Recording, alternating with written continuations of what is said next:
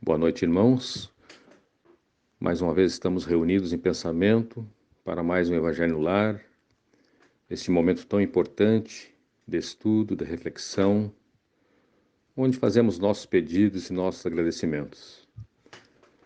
Vamos elevar então nosso pensamento a Deus, nosso Pai Criador da vida, a Jesus, nosso irmão e mestre, aos Espíritos de luz que estão sempre conosco, nos dando amparo e proteção. E o Evangelho de hoje é do capítulo 8, Bem-aventurados aqueles que têm coração puro, itens 5, 6 e 7. Pecado por pensamento, adultério. Aprendestes o que foi dito aos antigos: não cometereis adultério, mas eu vos digo: quem tiver olhado uma mulher com mau desejo por ela, já cometeu adultério com ela, em seu coração. São Marcos, capítulo 5, itens 27 e 28. A palavra adultério não deve ser entendida aqui no sentido exclusivo de sua acepção própria, mas em sentido mais geral. Jesus, frequentemente, a empregou por extensão para designar o mal, o pecado e todo o mau pensamento qualquer. Como, por exemplo, nesta passagem: porque se alguém se envergonhar de mim e de minhas palavras, entre esta raça adúltera e pecadora, o Filho do Homem se envergonhará também dele, quando vier acompanhado dos santos anjos da glória de seu Pai. São Marcos, capítulo 8, versículo 38. A verdadeira pureza não está somente nos atos, mas também no pensamento. Porque aquele que tem o coração puro não pensa mesmo no mal.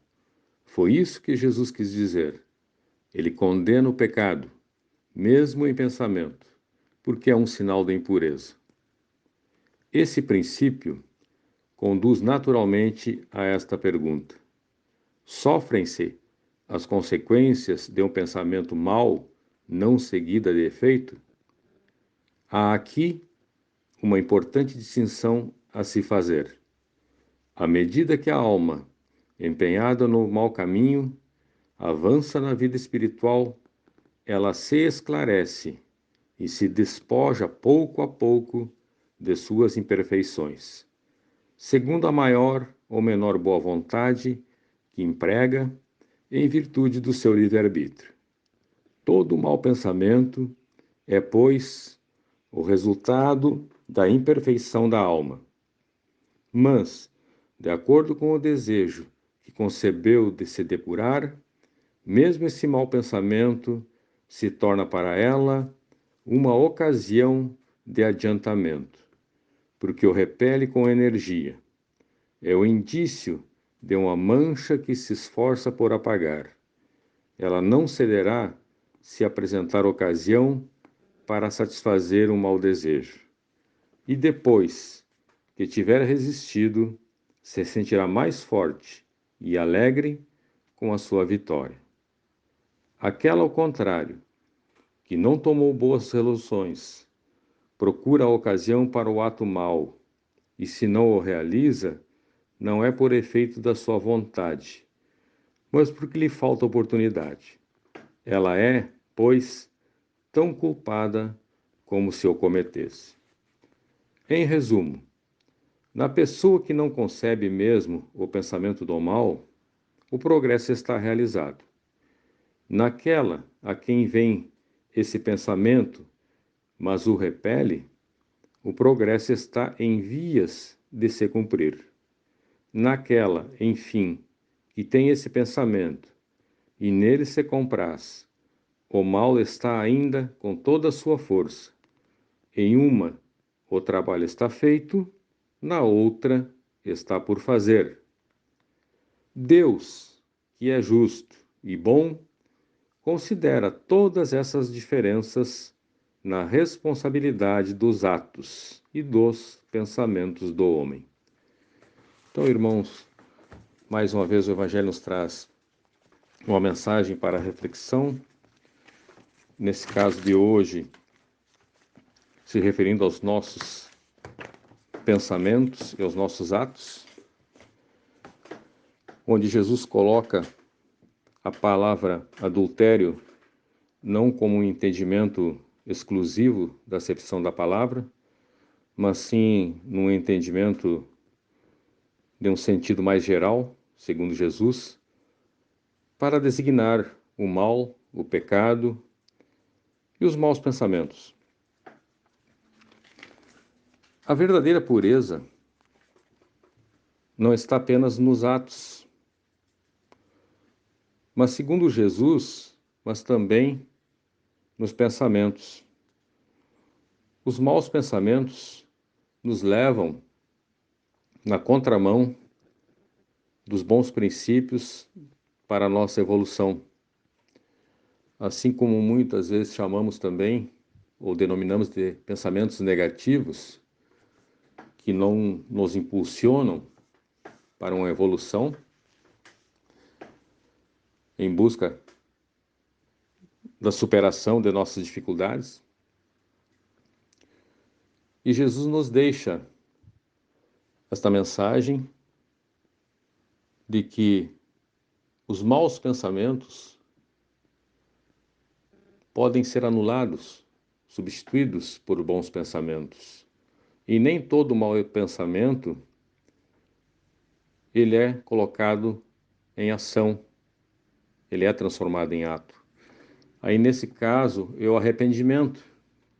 Muitas vezes temos um mau pensamento, mas nos arrependemos e não praticamos o ato. E esses maus pensamentos e os maus atos, segundo o que foi lido nessa parte do Evangelho de hoje, não é de todo negativo, dado a imperfeição da alma. Então, sempre no momento em que esse mau pensamento não chega a ser concluído, ou não seja praticado como ato, ele contribui um pouquinho também para a depuração da alma. E como podemos combater esses maus pensamentos e contribuirmos para minimizar as imperfeições da nossa alma? Temos que ter muita força, muita fé e muita esperança. Tendo esse fortalecimento, muitos dos nossos pensamentos negativos, podem ser anulados, evitando assim a prática da ação, ou seja, a consecução de um ato negativo.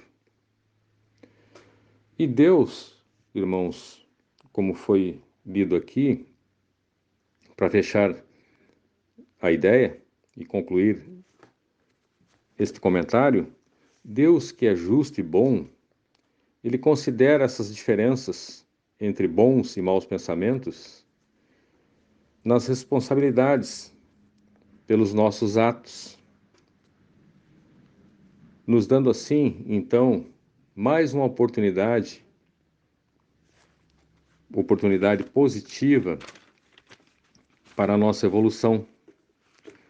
Então vejo tão grandioso o quão é Deus, que Ele sempre está nos oportunizando uma melhora, mesmo que no momento tenhamos cometido atos falhos.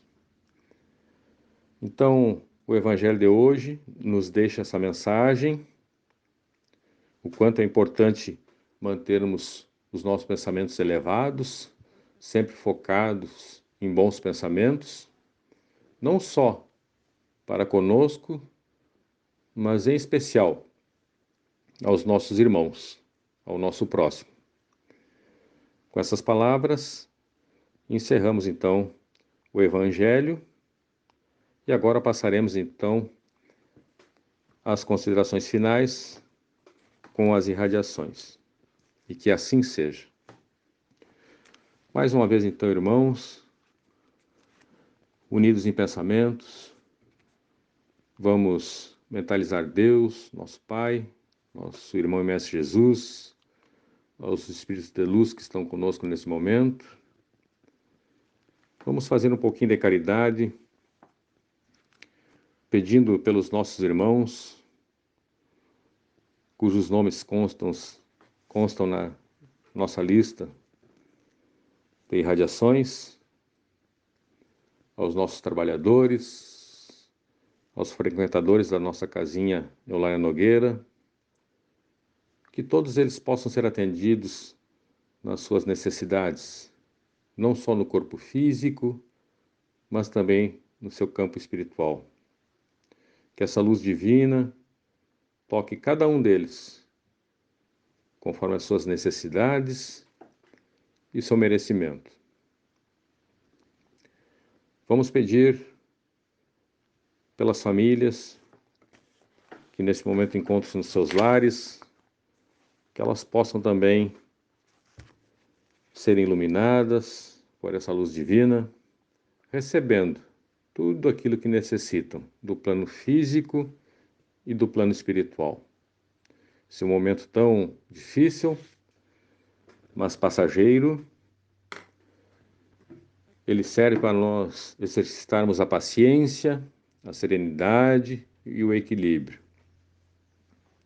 E que todos nós, com a proteção divina e com o Divino Mestre nos mostrando o caminho, com certeza abreviaremos esse período. Vamos pedir pelas águas, em especial a água que temos nos nossos lares, que seja colocado nela o remédio necessário através da magnetização para atender às nossas necessidades do corpo físico e do nosso campo espiritual.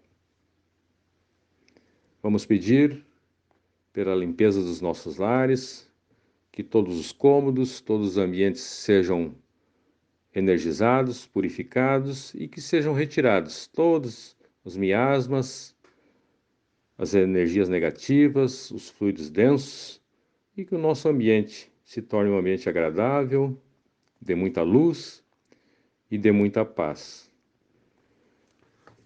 E em encerramento do Evangelho de hoje, vamos pedir todo o amparo e proteção aos nossos irmãos da área de saúde, aos profissionais incansáveis que estão trabalhando no combate à pandemia que ora se instalou em todo o nosso planeta.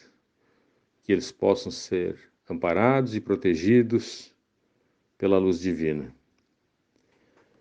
E em nome de Allan Kardec da Caridade, nós encerramos mais um Evangelho no